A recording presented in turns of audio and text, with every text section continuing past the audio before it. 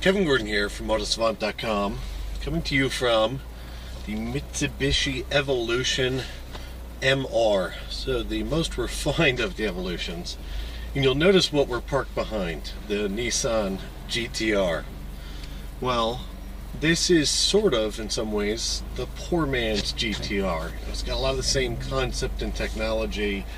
It really is a race car more than a comfortable passenger car. I mean, it just is not a super pleasant place to spend time on a day-to-day basis. You know, the seats, you'll always be sure that you don't get fat because you won't fit in them anymore if you do.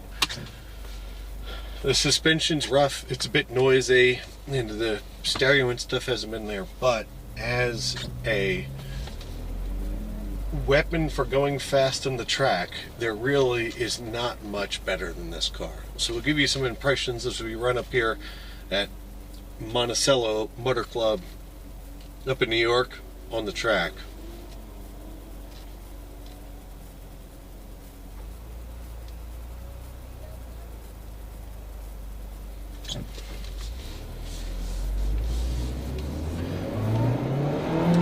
There's just little things with the Mitsubishi that you realize how smart they are about building a little performance car.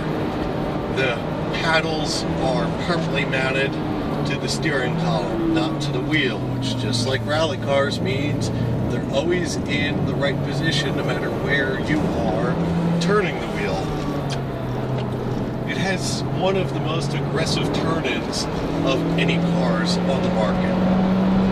And the little 2-liter Turbo 4 connected to this dual clutch transmission with all of their magical active yaw control makes it a bit unnatural in feeling as far as where you're going and what direction the car's headed. But it's always doing exactly what it's supposed to. It really is one of those cars that seems like it can bend physics in some ways.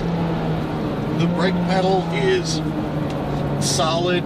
There's not a bit of mush in it. It feels like one of those brake pedals you actually have to push to make it do something, which isn't a bad thing.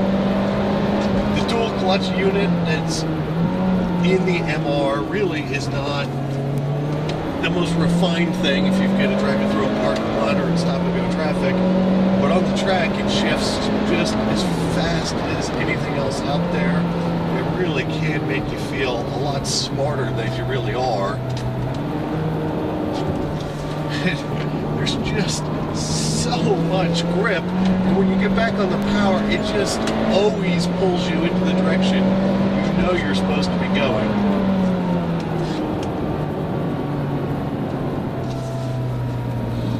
It's one of those cars that it does take some time and some understanding to reach its performance limits, but when you get there, nothing scary happens. You know, there's no bad behavior. It's not going to try to rip your head off the way, you know, some of the muscle cars might. It really just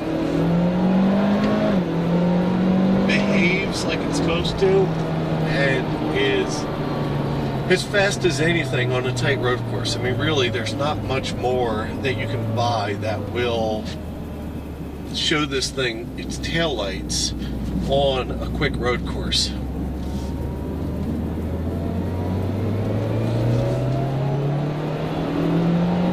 Sure, there's stuff that's faster these days, but there's few things that have as much magic in the corners as this does.